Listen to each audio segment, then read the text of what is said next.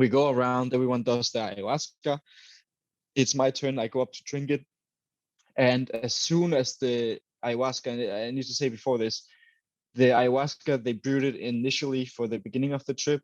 And it was the same ayahuasca they had for the entire trip. All 4 trips was the same like brew of ayahuasca that they used. So it didn't change or anything. But the third time when I went up to drink it, the taste of it was completely different. Like it was horrific. It was super like disgusting. As soon as it touched my lips and I drank it, like from my mouth and down, I just felt this like disgust and this desire to puke. Whereas in the other trips, like sure, I puked in all of them, but usually I would be fine the first 1.5 hours, and then I would start feeling nauseous and puke. And here straight away, I felt like really uncomfortable and not good. Um, I went to sit down and I started feeling the same. I felt sick, and I think usually it would be like an hour, 1.5 hours until I started feeling something. I felt really bad inside, both emotionally, physically. And after around, I would say 20, 30 minutes, I could just feel like it kicked in, and it kicked in a very aggressive, I would say aggressive way, like almost like it had an intention of like being violent with me. I felt that it tried to like grab me like with strength and pull me forward into the trip. And I felt myself like really physically almost being pulled forward. Yeah. And and in that moment, I had a lot of fear. I was not in a good place emotionally, mentally. In that moment, I started thinking about the last trip and realized that in the last trip, I at that point I understood it's never gonna last forever. Whatever I experience, it will go over. At the same time, the last trip, time didn't exist. So I also thought, in a sense, what I'm about to experience will feel like it will never end until it finally does end. Yeah. But in the moment, it will never feel like it's gonna end. Um, and it felt like I was being sucked into a black hole, and I was scared that I would lose the contact with everyone. Like even though I was sitting like with people next to me, they might as well have been dead. Like it felt like I was just there alone, but not even there. Like I was being sucked into a place where there was no light that would be able to enter, like a black hole. Like any amount of unhappiness would be stripped away from me immediately. Any amount of joy, any amount of pleasant emotion or light would not be able to exist in that place that it was sucking me into. And I knew in that moment that okay, this is something that I want to see if I can work through. And I tried to calm myself, and it didn't work. Whatever I tried to do, it just didn't work. And I was just like really in a like the worst place I've been in mentally ever. um at that point I got up, and I thought, okay, I give up. Like I try to fight it alone. I'm not strong enough. I don't feel strong enough. I don't feel like I can handle this. It's way too much. So I thought, okay, I'm gonna go over. I'm gonna find the facilitator, um, and I'm gonna ask him to help me. I didn't want to do it initially, also because I didn't want to ruin the trip for other people, and everyone is sitting in their own space. Yeah. And I was like, okay, fuck that. I'm gonna go over. I need help. Yeah. So I'm like trying to crawl, but you can't see anything because it's dark, and your eyes like are a little bit fucked as well, visually. And I try to call out his name. And have you ever seen the movie called, like a horror movie called Insidious? No, I haven't seen it. There's this horror movie where there's a son and he disappears in the spirit realm, and his body is laying there lifeless. He's still beating, but he's not in his body. And then they get like some doctor, and they have to go into the spirit realm to find him. And when they're inside, there's just darkness all around them with some spirits like floating around. And when they call, it's like a whisper. And that's exactly what it felt like. So I go over and I try to call him, and it really feels like he's physically, he was probably like 30 centimeters away from me. Physically, it felt like he was not in the same world as me. And I call, and it's just like the sound of my voice is just fading. And he's like, he's just answering me. He's like, yeah, I'm here. And I just remember like trying to clasp onto him physically because I was scared that I was sucked into a world. And some part of me thought, if I'm physically holding on to him, I can use that to, like, as an anchor in the world where he's alive and I'm not Yeah. alone, you know. Yeah. That was sort of like what I was thinking logically. And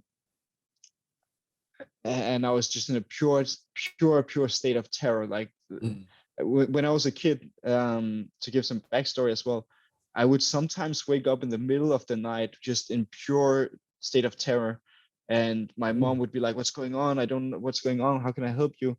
And I would just have had some weird dream, and for some reason, it just triggered this terror feeling inside me that when I was awake, I was still somehow caught in the dream, that I couldn't escape it until I fall back asleep, and then the day after I would have a hard time remembering it. And it was the same experience I had there, but just very, very intense. Like I was caught in this other dimension that was sucking me in.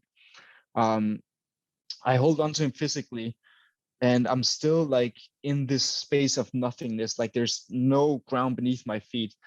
Um, and he tells me to come sit next to him, and also they tell you to talk with the ayahuasca. So so I tried to just say like, it's too much, help me, stop it, it's too much, I can't handle it, and nothing. He finally tells me to come sit next to him, and at the moment I sit next to him on the pillow next to him, I finally feel like, oh, there's ground beneath me, and it's like I can relax a little bit more. Then they started cleansing me with this again, this perfume water. You put it in your mouth, and then you sort of like spray it with your mouth on your chest, on your head and stuff like that. And he started singing the Shipibo songs. The Shipibo is the tribe name. He started singing one of the songs, and his singing was taking my focus a little bit away from my experience so that I could relax through it. After he sang a little bit for me, it sort of got me to a place where I feel like I could breathe, and I could work with myself to get through the rest of it. Like I was still in the middle of a very unpleasant experience, but I feel like, okay, I have enough like space now that I can actually get myself through the rest of the way. And what happened was that I started focusing on my breathing, and as I was breathing, it's hard to describe. It was like a little bit of a visual inside my head. It wasn't like as strong like hallucination, but it was more like I was feeling the sensation almost in my body of maturing, like physically growing older and stronger as I was like breathing and controlling my breath. And it sort of showed me in that sense that the realization that I had was that I'm only as strong as the current state that I'm in. So when I had that experience, I was going through this terror attack that I would have when I was a kid. And so my understanding of it was that it brought me back to being in the state of terror as a 3, 4, 5-year-old kid that was not strong enough to handle it himself. As I was breathing and calming myself, I felt as if I was growing stronger to the point where I feel like now I was this strong, mature man that could take care of a family and take care of myself.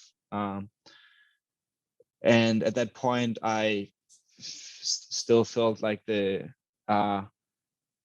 sickness in my stomach, like from needing to puke. I think I had already puked at that point as well.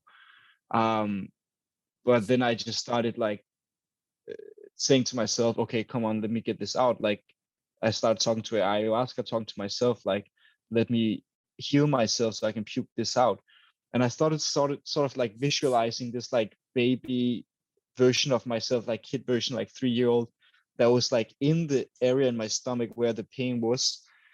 And I was seeing it as this like child that was like sad and crying and scared. And I was trying to like comfort it, like being my older self, like saying, hey, you can trust me, I'll take care of you, I promise you, I'll take care of you. And then I started saying, let me prove to you that I can handle it, let me puke this out, let me puke this out. And I sort of started like I can't remember what I did, but like I was starting to visualize myself as a warrior that had to go through this fight of like getting the sickness out of my stomach. And I was like really sort of like getting aggressive, like a warrior, like saying, I want to puke this out now, like let me puke this out now. And as I was getting aggressive, it was like demanding it.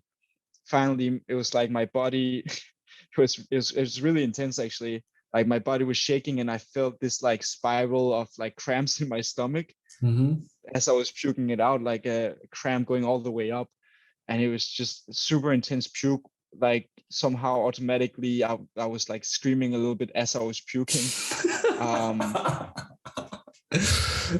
Or not screaming, but like, yeah, if that makes sense, like adding sound. I might exaggerate a little bit when the sound of it. But that kept happening, and then finally I feel like I got it out.